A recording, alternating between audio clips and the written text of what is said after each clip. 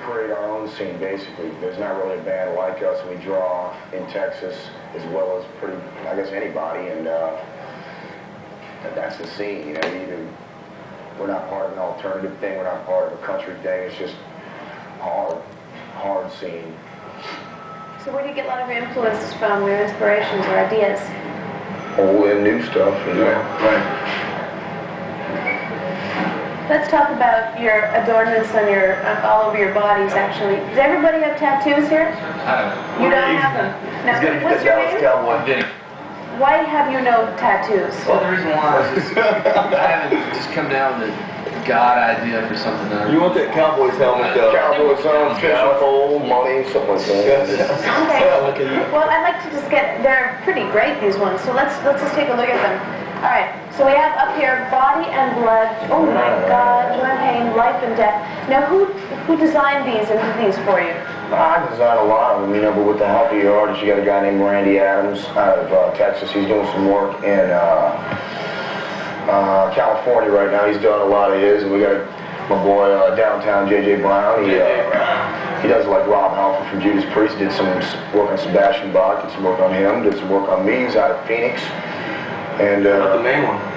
Busted Papa Son to death. See, let's say unscarred. Unscarred by trials. Now, when you're a grandfather, how will you feel about these kinds of things unscarred on your tummy? This is the most money I've ever made. This is the best time I've ever had, you know, so this is heaven, man. This is life.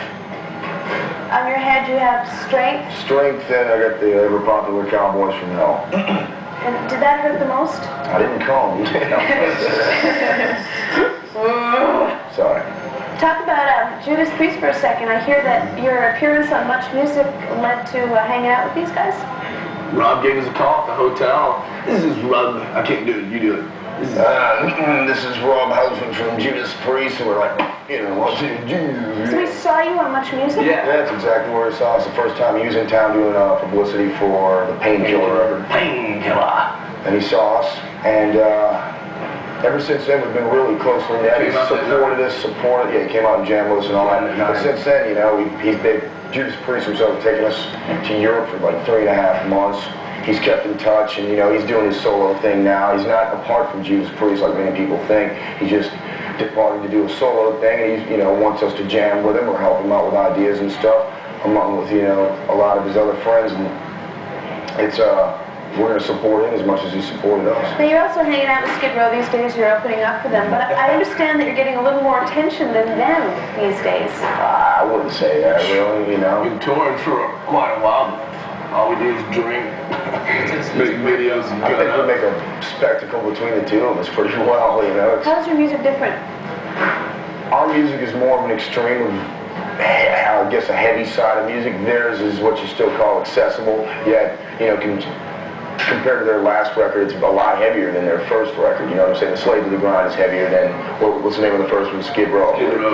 And so, in a way, it's compatible, because they've gained some heavy fans, and they have that audience that hasn't seen a band like us, and we're fortunate enough that we can win them over, you know. We do well. We do real. Hit them over the head, more like?